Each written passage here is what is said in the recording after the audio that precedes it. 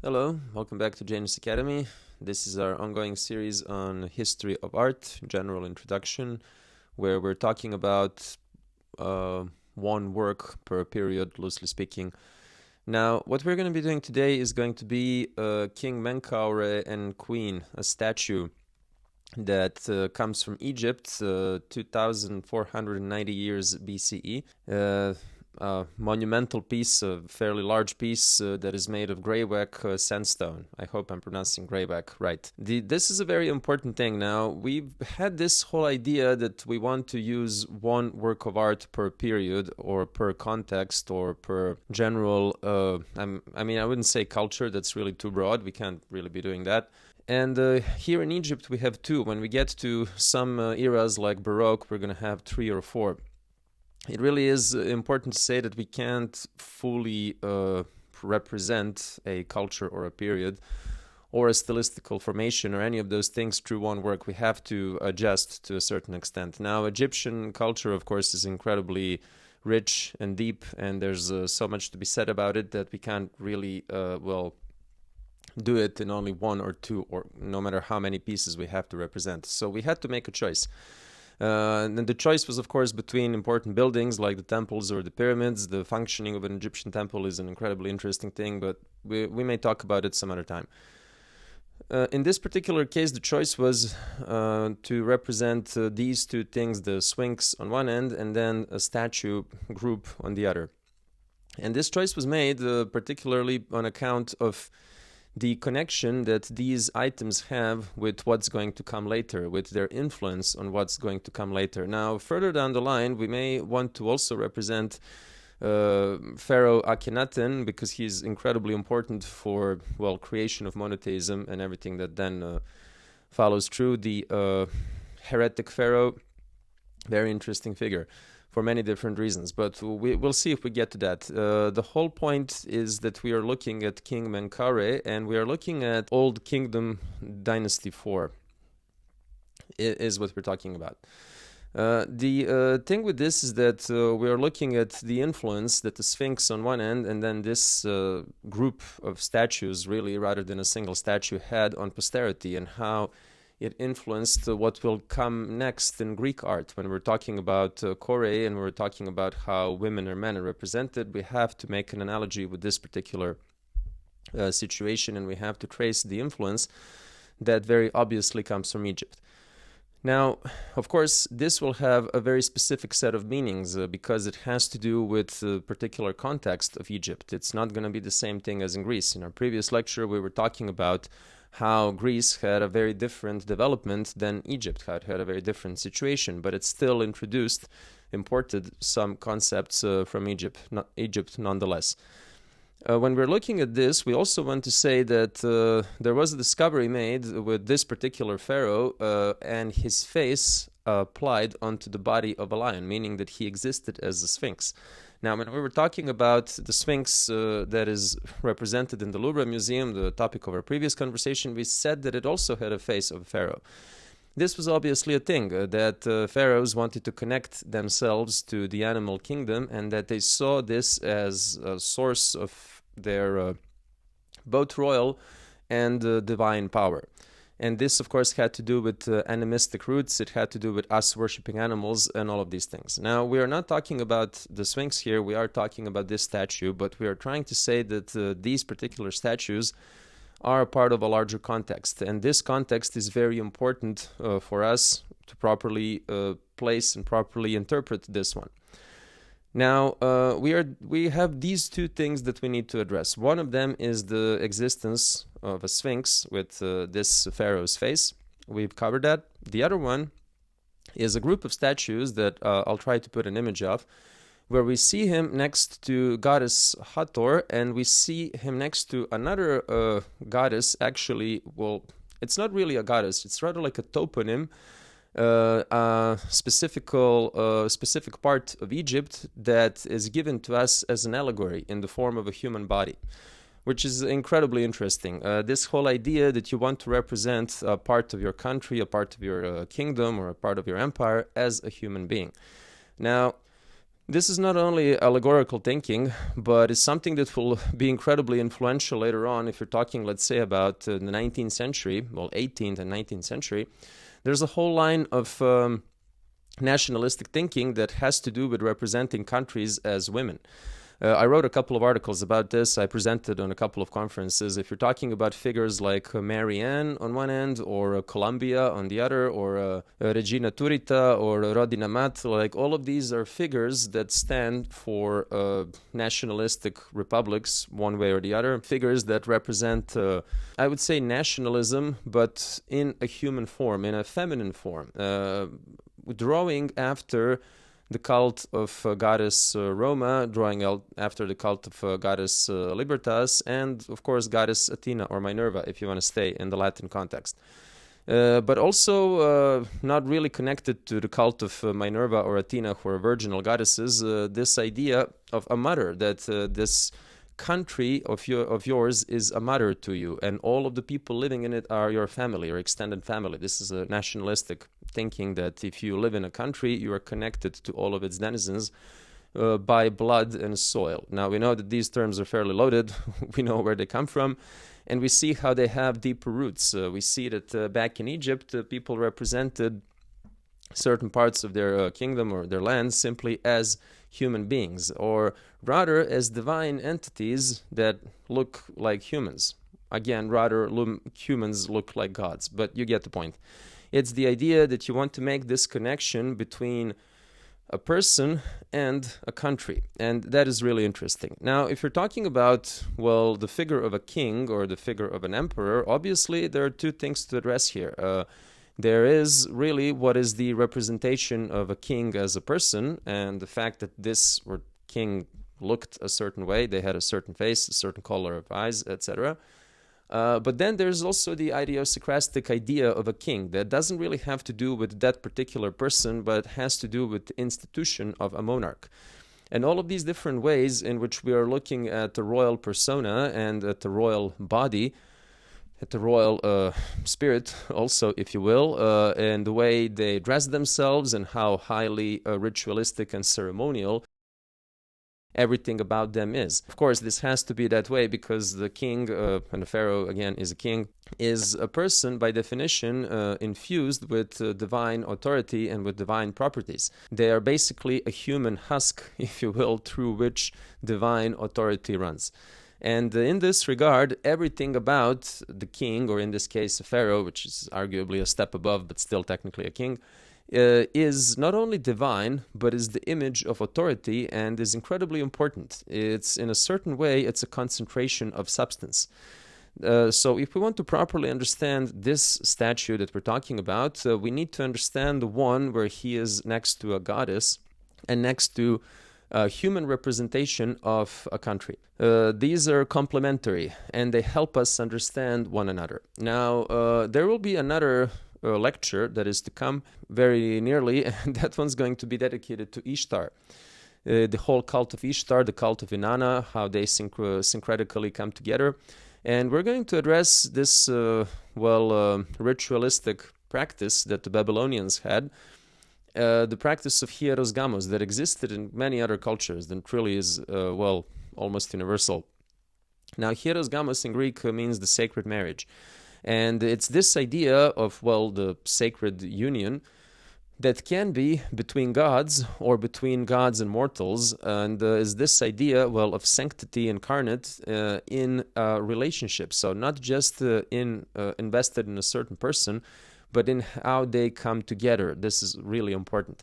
Now, what they've done in Babylon with this is that they had this whole idea that when you become the ruler, when you become the king, you symbolically and metaphorically marry with Ishtar. So this is really important because it makes you understand what the king is, meaning that the king is for all a sacrificial offering. Now, I'm not going to go too deeply into this because we're going to cover all of that in a specific lecture that is dedicated to that topic. I just want to say that this idea of marrying into divinity and becoming divine yourself is really present in, all of these cultures. All of these cultures that have to do with early adoption of agriculture. And truly the term culture comes from agriculture. It comes from the notion of picking, cueillir in French. So it's to harvest in a way. So culture really is harvesting. It has to do with harvest. And this whole idea of harvest, of course, has to do with sacrifice. And when we're talking about this particular statue, that's exactly what we're talking about. We're talking about the sublimation of, culture that comes from agriculture, and that comes from the fact of this deep intrinsic connection that there exists between the pharaoh and the country that he rules, how they become one and the same.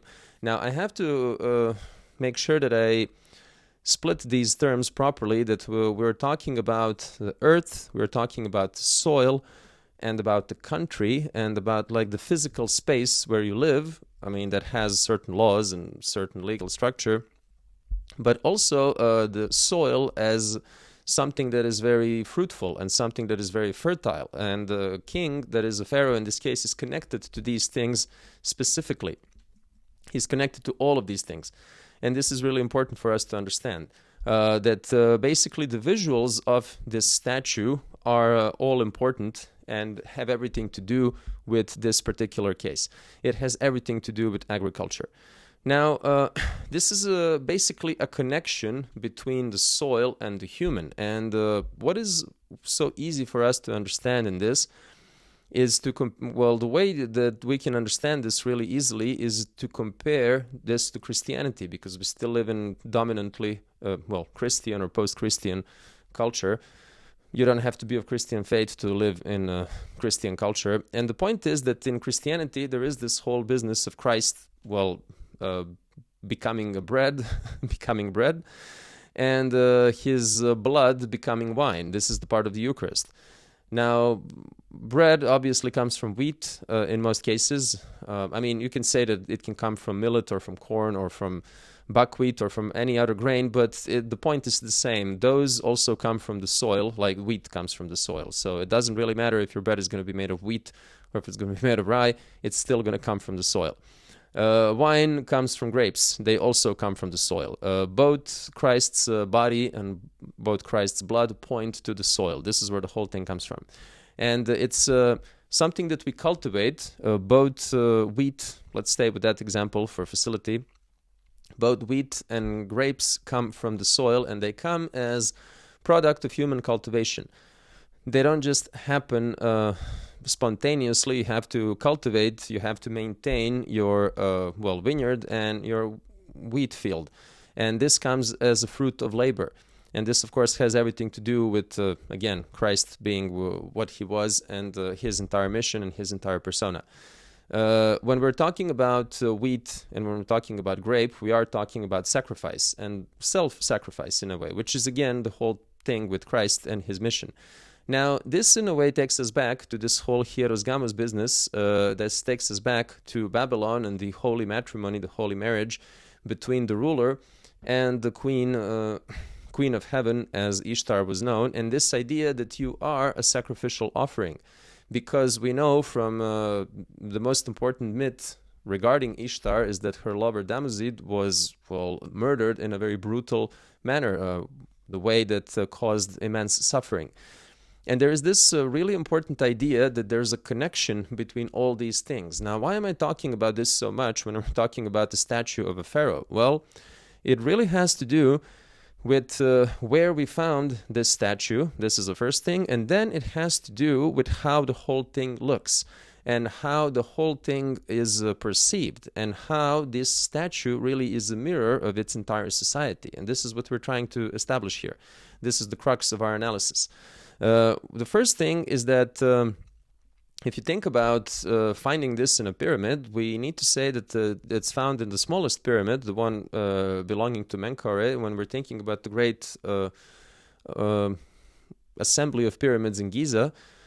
This is the smallest one. Now, thinking about the pyramid is a fairly complex endeavor because we know the myth about the pyramids, how we don't know how they're made and We don't entirely know what they were for. We know that there was a lot of applied math, when there's a lot of mystery surrounding the whole thing. But what we can say is that pyramids were not a standalone item. They were connected with a series of networking tunnels, they were attached to temples, they were basically a part of a larger whole. And when we're thinking about them and their function and how they relate to all these statues and then, other things that we found in them or around them, it's a very complex universe that unravels, and it's a universe that has to do with the cult of dead, which is kind of the whole Egyptian thing, and how death relates to life, and how it's a very pagan thing that we're talking about life and death cycles, and how that again takes us back to agriculture, because all of this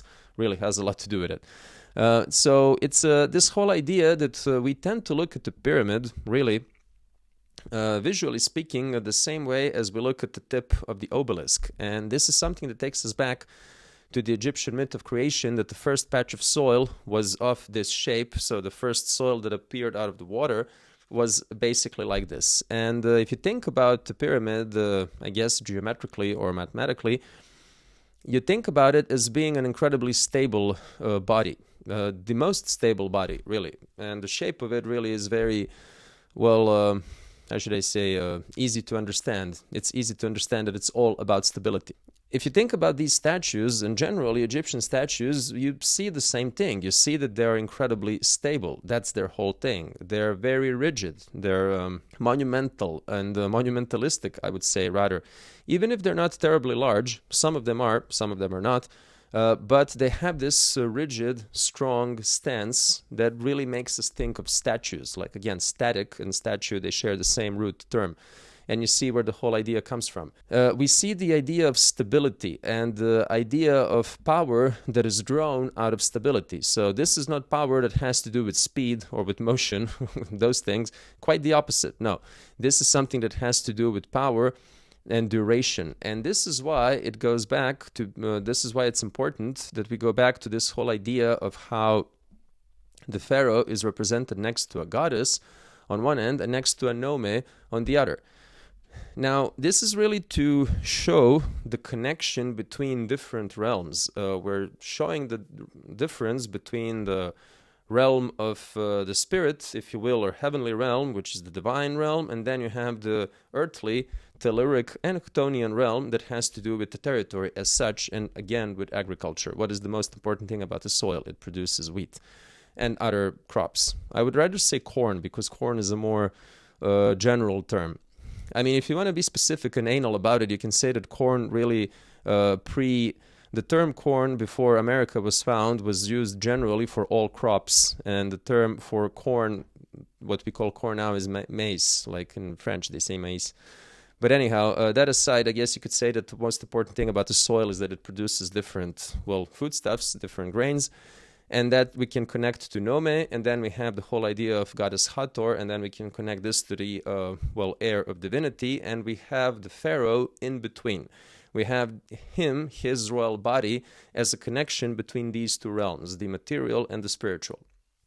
And this is a very important thing. Now, the statue that we are analyzing here represents him with his queen, and represents a man and a woman. So very heteronormative situation, if you will. So makes perfect sense for Egypt. And this is a very interesting disposition of a statue, because you could say that, first of all, the fact that he is with the queen does not suggest that he is more important than she is. You could actually argue the different point altogether, that she is more important than he is. First of all, they're represented of roughly the same height, which is interesting because we know that in these many hieroglyphs, we see Egyptian pharaohs as physically being represented much larger than the regular people. So they're like this small next to pharaohs that are this big. And you can see the same thing in Babylon, and you can see the same thing like all over these different cultures. You would insinuate very directly a class difference and a societally stratified position with size, that you would not assume that, okay, this guy is a slave, this guy is a king. They may be of same stature, although their position in society is drastically different. When you want to represent this using images, you are going to basically make one person be much larger than the other. I mean, it's kind of funny, but it's, very simple. and straightforward. Now, this is not the case here. We see that they're roughly of the same size, which means that they're of the same importance, quite simply so.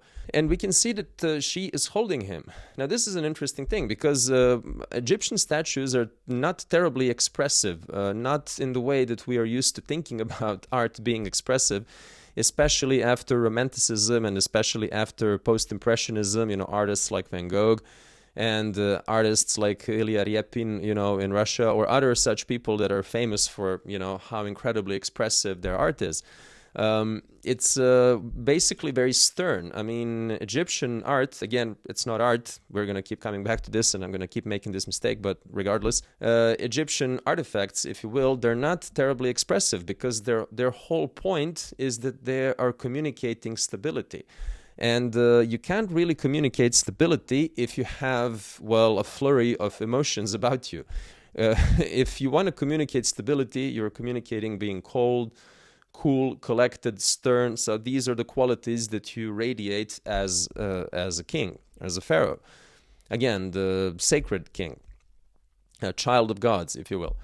And we can see that the woman and the statue is holding him. So this is a really interesting thing because she has his arm around him. Now, is this to say that it's a protective act, or is this a caring and loving act? I mean, both are equally possible. Now, if it's a protection thing, then that takes us to Egyptian myth, and it takes us to the role that Hathor has as divinity, and it has to do with protecting the god and the pharaoh himself. And we can say that she, the female figure, is a stand-in for the cult of Hathor. And we can say that then also this can be a loving embrace. She can hold him just because she cares for him. And because they are representative of a couple that is then to be replicated, not necessarily as a statue, but as a model of behavior. And this is something that exists in arguably every society. If you have some sort of social stratification, you will have this idea that people that are socially inferior try to mimic people that are socially superior, and that there is a model of behavior really that is imposed, that radiates from the center of the society and from the top of the society. Now, if you think about, the Egyptian court, or if you think about the French court, I think Versailles would be a great example. It's a place that was specifically made to radiate culture, all together knowing that this society was incredibly stratified, that you had the nobility and then you had, the commoners. So it was very, very difficult to breach this social stratification. I mean, you could become a noble, but again, it was really hard. And then the rest of the nobles would never forget that you were a newcomer and that you were the upstart, and they would spend their lives reminding you about it. But the whole point is that although there was a really strong social stratification, you would still want to copy and mimic what you see happening at the top. Now, this is embodied in this particular statue if we think about this being the exemplary couple, that the way they are is the way everything is supposed to be. So this is very, very strongly implied, that if we look at his body and we look at her body, we look at his facial expression, we look at her facial expression, we are looking at examples. Of course, very idealized, strongly idealized examples, and this is really what society is supposed to be like. Now, this is not, I would say, a realistic artifact. It's more idealistic. But what is interesting about it is that it, has a lot of arguably strange realism to it. Now, I want to add that this has to do with the whole idea of divinity and humanity. So I want to make a comparison with Christianity again, because this is just the global, not necessarily global, but the general dominant concept for the moment, is that we really have this idea of a pharaoh as of a divine figure. So again, a child of gods. That as such he is exemplary, and as such he is born to rule, made to rule. Now, this connection between humanity and divinity is really important, and it's all informative when it comes to these artifacts, because this is what they're communicating. They're communicating the sense of sacred, and they're communicating that this is really divinity embodied in a certain way. Now, why do I compare this to Christianity? Well, because the Orthodox Christians believe that all of humanity really became God-like after Christ. Well, initially we were made God-like with Adam, because God fashioned Adam in his liking. This is what it says in the Bible. But then, of course, after the fall and everything, Christ was sent, Christ was born to redeem humanity. And from that moment on, from the crucifixion and the resurrection, all of humanity is made divine. So everyone has this divine grace and divine, I would say, dignity. This is a really important thing. And this is basically a Christian concept, that this divine dignity becomes human, that humans become God-like after Christ. Now, this is, of course, not the case in Egypt.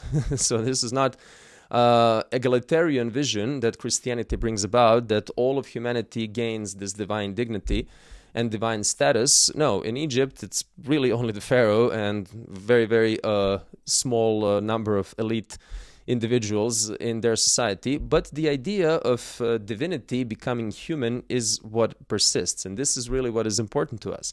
That when we're looking at this depiction, we are looking at something that is both human and divine at the same time. And this is how we are to read it. This is how we are to understand it. Now, this is a very concrete thing. I mean, it may sound like I'm interpreting this very loosely, but I'm going to get to, well, the actual material used, and I'm going to get to the color that is used, and I'm going to explain why this is exactly the case, why this is exactly so. Now, I want to say one thing before we get into talking about the material and the color and all of it, which is really important, that general Egyptian situation indicates a very interesting situation. If you're looking at Egyptian art, not just this statue, but you look at a lot of their applied arts, you look at a lot of their combs, or makeup that they used, or, well, pretty much anything that they've made, we see a wide variety of materials. And what is really important here is that we see some materials that were imported from very far away. Now, one of the first things that Egyptians used to make statues and to make, well, objects was lapis lazuli. This brightly blue, very, very uniquely blue stone that comes from what today we call Afghanistan. And it's pretty much native to that particular territory. Now, if you think about where Afghanistan is geographically and where Egypt is, they're not that close, not that far away either, depending on how you want to look at it. But this tells us that back in the day, thousands of years ago, there was a very elaborate trade going on. So these were not isolated regions. They had communication. They were in contact. And we're talking about really thousands of years ago, very, very early on in Egypt. I mean, we have these objects that come from a stone that only comes from one region in the world, which means that someone had to go from that region and bring it there, which means that the old world was very connected. And this week, we're going to come back to this situation many times over when we start talking about the Bronze Age collapse and how it formed, well, its own world, and how it disrupted a very well-connected, well, situation, roughly speaking, around the Mediterranean basin. And this is really important, that when we're looking at materials out of which Egyptian objects were made, we come to understand that Egypt was very local in being invested in River Nile and the River Nile Delta. We spoke about this in a previous lecture, but was also, I wouldn't say global, because it didn't really encompass the earth, but it was, well, very outreaching, and it was very involved with trade, and it traded with, well, parts of the world that we may find surprising if we look at it from this particular point of view. There is a thing to be said about this double situation in Egypt, and it really helps us to understand this statue if we think about materials out of which these statues are made from. Now, it's a moment for us to address that Egypt was an empire, and being an empire means that you're a very large center, a center in which resources pour in. So this is an important thing to address.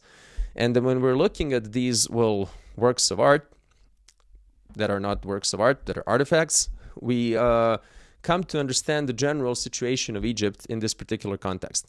Now, I want to go back to the strangely realistic depiction of this particular king and his consort, and the similar importance they have, but really the realism that is infused into this artifact.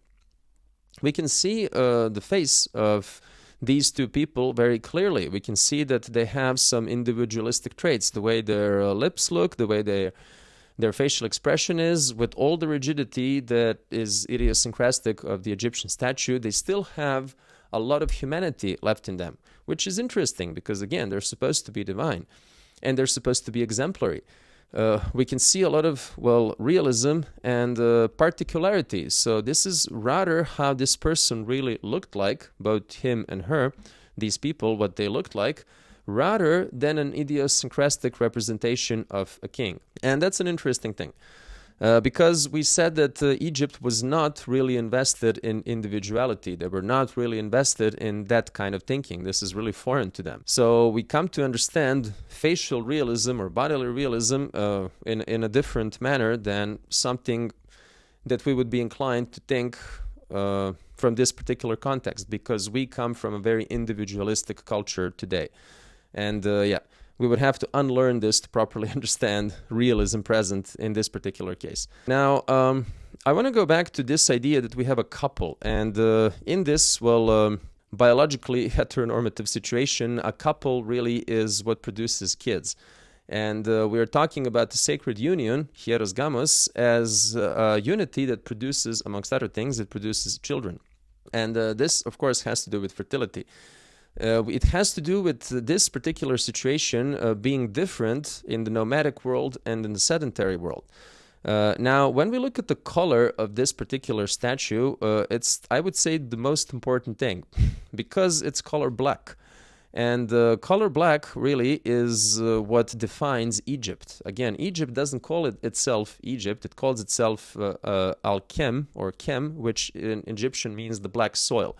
By the way, this is where the term alchemy comes from. Al-Kem is like the black soil around the Nile River. Very fertile, extremely fertile even. Now, if you think about this, we think about basically this connection that the pharaoh has to the soil, to the point that he would be represented in the color of the soil. And this is immensely important. Now, we know that all of these statues that were made in the old world were colored. Very important thing, that these Egyptian statues were all colored as well. And when we're talking about this, we're talking, of course, about the bright, garish, popping, aggressive colors that were, status symbol because they were very expensive. But they also had a very important meaning, because they were supposed to be lifelike.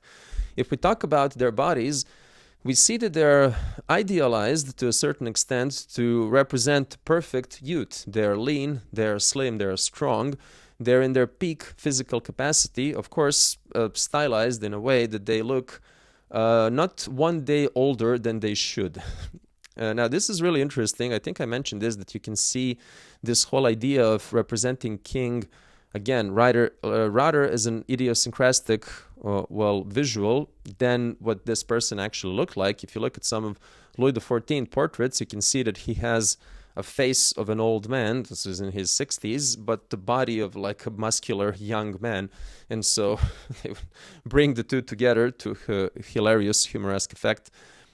They've done it better in this case. Here we have the body and the face of a youthful man. Now, this is kind of strange, because you think about the figure of authority. Again, from our own context, we are inclined to associate age with authority. If you think about depictions of God, the famous Michelangelo's creation of Adam, we see God as this elderly man with the gray beard. So we equate old age to authority and to wisdom and to all these things. I mean, Plato argues that philosophers should not become what they are before they turn 50, which is, curious. But here, that's not the case. This is not the idea of patriarchy as such, where the society is to be ruled by old men. No, this is a very youthful representation of a pharaoh and of his royal consort.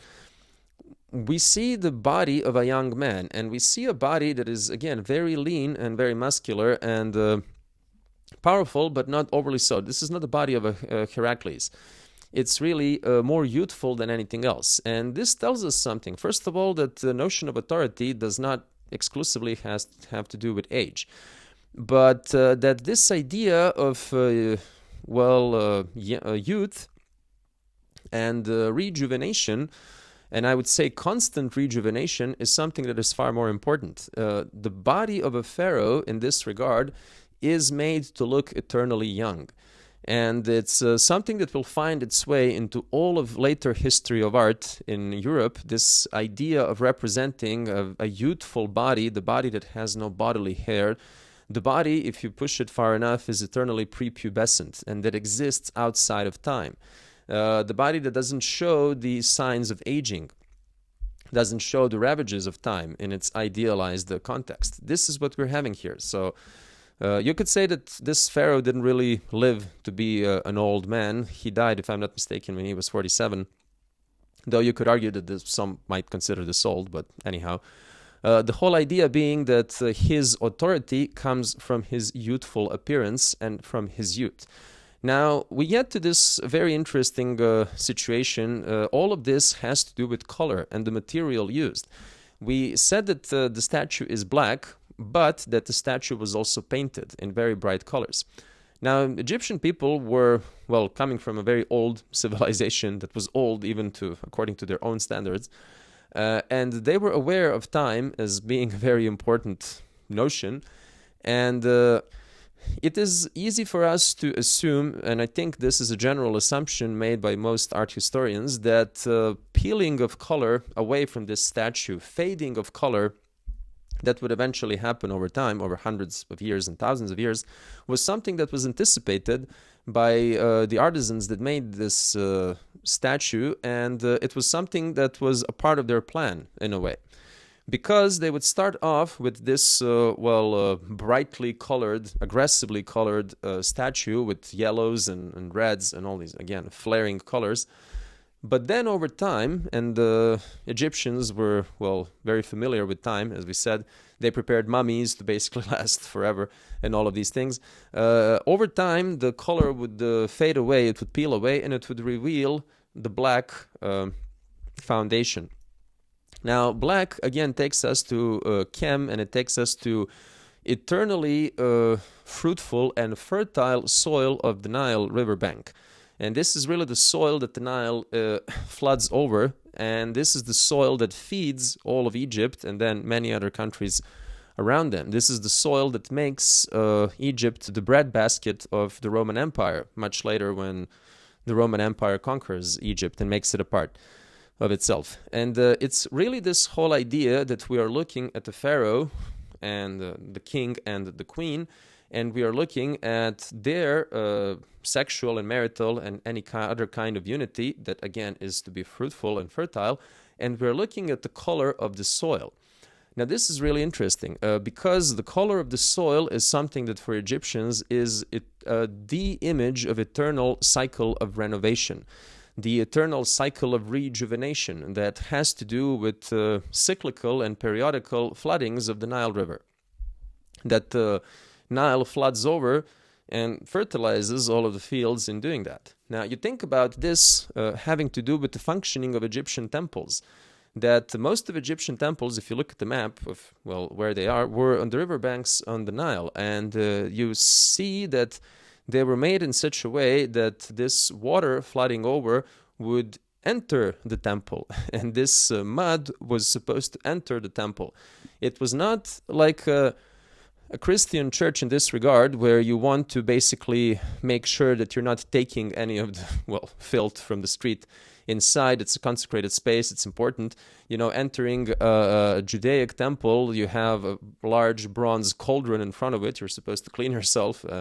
Muslims clean themselves before they do the prayer 5 times a day. Here it's quite the opposite, but it's because the Egyptians don't see the Nile River flooding and mud being entered into the temple as something that is impure or something that is dirt or filth. No, they see it as something that is sacred, because this is really what brings them life. And this is the whole idea that gods, created us humans and gave us life. This is the Christian idea, if you will, that God gives us life. quite literally, and that even in Christianity, God makes Adam out of soil. So it's going back to the same idea of soil, something that is very fertile. So you have this idea of Adam being made of soil on one end and Christ being made of wheat on the other. But you see how the both are connected with the same idea. So when we look at this particular body of a pharaoh, again, divinity incarnate, we are looking at the black soil of Nile, the Kem, and we're also looking at the image of Osiris, which is a very important part of Egyptian myth and has to do, again, analogies and comparisons with Christianity abound. But yeah, that has to do with Christ, that has to do with resurrection, and this whole idea of defeating death, this idea of coming back from the dead. This is what the whole story of Osiris is. And probably we'll have enough time to cover it, because I intend to having an entire section dedicated to myth in general, because yeah, that's what I do. So the whole idea is this connection to the soil. Now, this is a very important thing. You're thinking about the riverbank of Nile being both black and green, because of course you have the plants growing out of it, they're green, but the soil itself is black. And if you're thinking about general fertility and just the notion of natural lushness and abundance and all these things, you're thinking about these two colors. I mean, I guess if the soil is brown, then you would think about brown, but in this particular case, it's black. And so these would be the colors, black and green. Now, what is so interesting about this is that these are also the colors of putrefaction. If you have decaying bodies that are putrefying, they also turn black and green.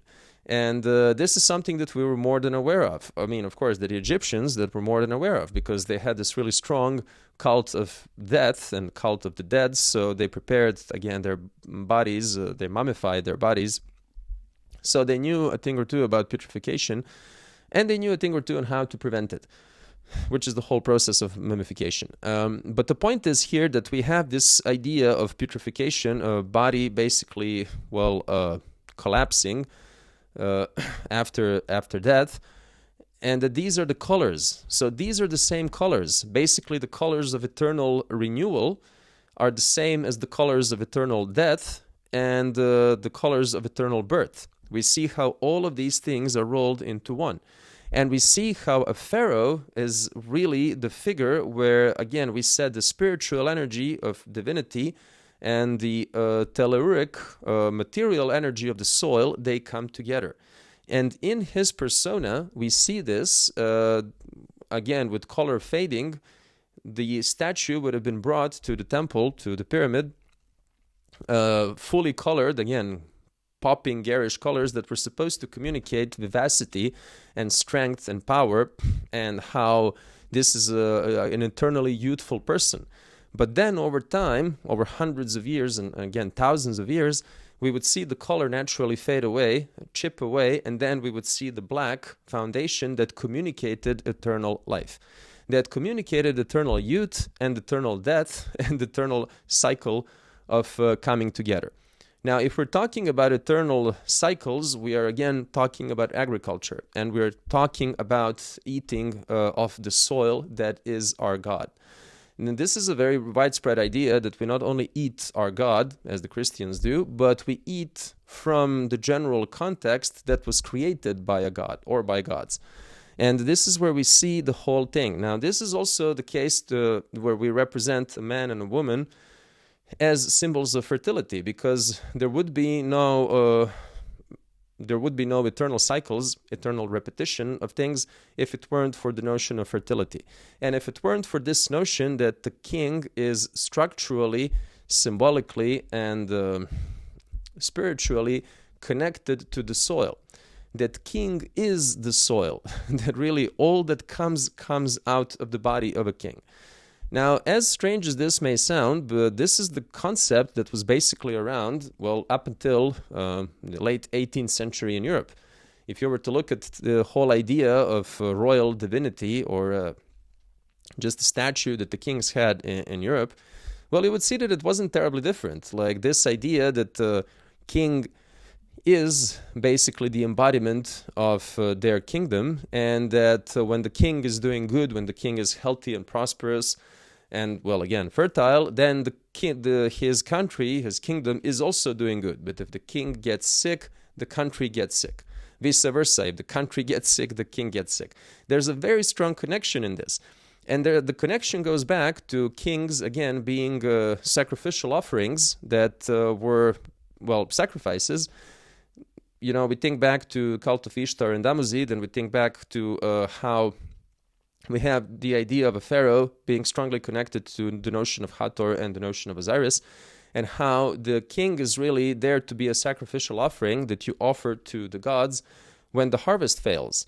Now, you say, okay, a harvest failing is land and the country really being sick, not doing well. So what you're going to do? Well, you're going to make the logical leap, and you're going to, the logical, conclusion is to sacrifice your king, because this is what kings are.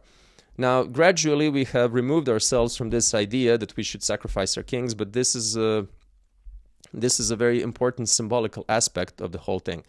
And this is the idea that as a king, you not only get the privilege, you're not only seen as exceptional and blessed and all these things, there's a tremendous responsibility that you really, you are responsible for your kingdom with your own life. Because your own life, your own body is connected to your realm in the most crucial and the most fundamental way possible, that your body is the black soil in this case. Now, it's a really this interesting thought that black and green are the colors of life and also colors of death. Now, this is not like a symbolical thing. This is just a factual thing that, you know, if the human body putrefies, it turns in these colors. Some other ones as well, but like these are the ones that we focus on. And that, you can think about plants growing out of the black soil, and, you know, it's say, oh, this is nice, this is, you know, nature blooming and being generous and making sure that we survive because we eat what comes out of the soil. But at the same time, it's the putrefaction. And then you think about, well, the burial, like the pyramids, amongst other things, were burial sites for the pharaohs. And you think about the whole burial complex and how incredibly difficult it is to build a pyramid, and how incredibly important the whole burial ritual is. So you think about it having to do with agriculture, not only with sedentary lifestyle, but with agriculture and such. Again, we were talking about this a couple of lectures ago, that you look at your body being returned to the soil, kind of like you look at the seed that you plant and you expect it to grow into an entire new plant. I want to go back to this because it's a really important dichotomy that I don't think is very tense for Egyptians. I think we see it as something that is tense because we, again, living in a Christian context, we think of God as being purely and solely good. For Christians, God is solely good. That's the whole thing. But again, for the pagans, this was not the case, because they had what Bataille called the dark sacred, and they needed to, well, pay respect to, you know, the evil gods. I mean, though again, most of these were very ambivalent figures that were both good and bad. And if we think about the body of a pharaoh, which is the divinity incarnate, we think about these two principles. We think about life and death being brought into one. Black and green, but, you know, specifically black, stands for both. Again, in today's worldview, we see color black either as being elegant or toned down, but something that has to do with death, you know, like the black flag with the bones, the pirate's flag. So if you're communicating, you know, danger, and if you're communicating that, you're going to use this color. But again, for Egyptians, this was but one part of the symbolical spectrum that has to do with color black. The other part was fertility. And then it takes us to this whole Freudian Eros and Thanatos business that we constantly come back to. We see how this is the thing. We think about stones being sacred by design, and we think about their connection to the soil. And we think about this particular couple as foundational for all of Egypt, how they're exemplary and foundational and fundamental in this regard. Because they are the image of fertility. They are like an Adam and Eve in a way in this regard. You can think of Adam and Eve being chronologically situated at the very beginning of humanity, but you can also see them as an eternal example. And if you're thinking about pharaohs, and if you're thinking about the pharaonic royal couple, this is kind of a perpetual notion of Adam and Eve that exists not only diachronically, meaning on a vertical chronological plane, but also synchronically, meaning at every stage of that particular chronology. So it always exists with us. And this is another thing that is so interesting for us, that when we're talking about the Christian world and the pagan world, the tremendous difference is this idea that for some pagan people, if not all of them, they live the divine, they live the sacred. Now, you as a Christian, you say, okay, I read the Bible, the Old Testament, the New Testament, and I see all these miracles and wonders that were, achieved, and I see these fantastic things happening, the visions of angels and whatnot. But those don't happen anymore, or they happen very rarely. And when they do happen, for example, the Catholic Church has a whole thing of sending, an inquisitive squad. They have like the whole system that they need to make sure that it was really a miracle, that it was not just a hallucination or something.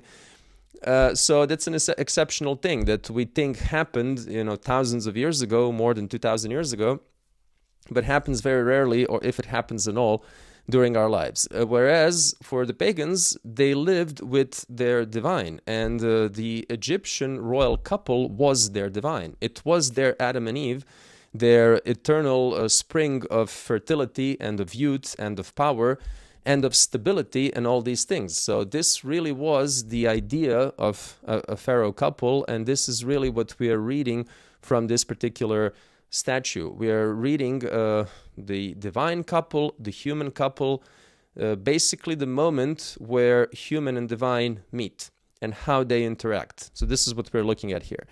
And the important thing is to go back to this, I would say, beautiful, touching even detail, is that she is holding him around his waist in a protective or just a loving situation. They are the images of, strength and fertility. She is the image of a peak woman at, in her prime. Well, so is he. But regardless of them being the image of power, she protects him and she holds him and she is there to uphold him in a way.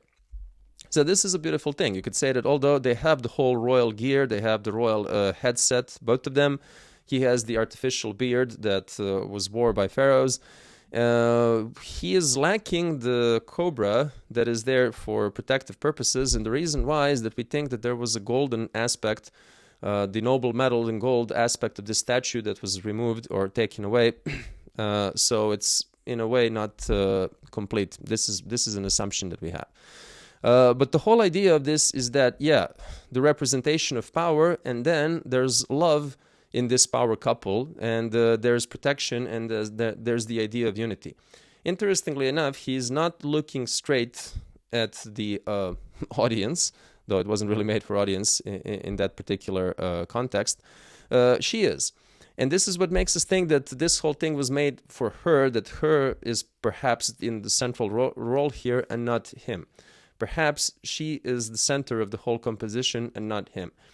But the whole idea with this is that we're thinking about the body of a pharaoh pretty much the same way like we're thinking about bodies of gods and bodies of humans. So we are thinking about, let's say, the divine and also royal couple of Zeus and Hera, how they are the example of a couple. Now, since they're Greeks, they're a terrible example because they have a very strained relationship, and it's really violent and it's filled with jealousy and with spite and all these other things. So perhaps not the best example, but then again, that's what Greek myth is all about. We don't necessarily see this here. What we see here is grace, stability, and power, but also protection and love. Now, when it comes to the execution of this, because we are talking about this in the series that has to do with work of art, though we keep repeating that this is not art because the Egyptian people didn't have the concept of art, execution is flawless. It's amazing. We are well past the period where we were thinking about the limitations that the tools imposed, or how the people perhaps were not skilled enough, or how they would have to think about what they were able to accomplish with the tools they had available. We can say that this is made of stone that was probably chiseled with stone tools, very Paleolithic, though this is of course not Paleolithic. But yeah, they were chiseled with stone, and they well, are phenomenally well made. This is a very smooth statue. Stylization of this statue is superb. I mean, there's nothing better that you could really do about this. And you could say that we are talking about the period where the artistic or artisanal, rather, intent was fully accomplished. Or we could assume that it was fully accomplished. We are not talking about, oh, but they really didn't have any tools available, they couldn't do it. No, this is flawlessly done. And it's polished and it's really, really high quality. Because, again, what we're looking at here is a body of a god and the body of a human god, in a way. So a very important thing, and not a work of art. Now, it's really there to represent presence, stability, and power. And in this regard, you can say that this is a tremendously different situation than what the Greeks have with their statues, because the Greeks have the contrapposto and they have this dynamism in their statues, and this is basically straight as an arrow. We can see that the male figure is stepping in front. This is what happens a lot in Egyptian statues. And he is, in a way, just ever so slightly breaking apart with this complete rigidity and complete monumentality, but he's doing it in a way that doesn't really disrupt the initial notion of a pillar, or of a column, or rather of a totem pole. And this is something that I would like to conclude with, because in a way this is a totem pole. Only not one that would represent animals, but the one that represents a, well, human and divine figure. So this is a really important thing to understand, that there is this connection between the totem pole and a pillar, the way that it was used in architecture, and then the way that it was used later in statuary art. What I want to conclude with also is this idea that this particular rigidity is entirely intentional, and that's something that goes with the idea of presence and the idea of stability, rather than the notion that these artists were not capable enough of doing the contrapposto or doing complex mathematical calculations that would be necessary for that. I think I would like to conclude this by saying that these are amazingly well done. I don't think if I gushed enough about this, just how beautiful and elegant these are. I can understand why Camille Paglia thinks that Egyptian people invented elegance as such. And yeah, this is a really, really impressive endeavor, especially if you think about when it was made. It was made 4,600, a bit more years ago. It's incredibly old. I mean, look at the quality and just, mind-blowing. So yeah, this would be it for this particular artifact. We're going to come back soon, and we may continue talking about Egypt, or we may go to Babylon. We'll see how it unfolds. I thank you for your attention, and I'll see you again soon. Bye.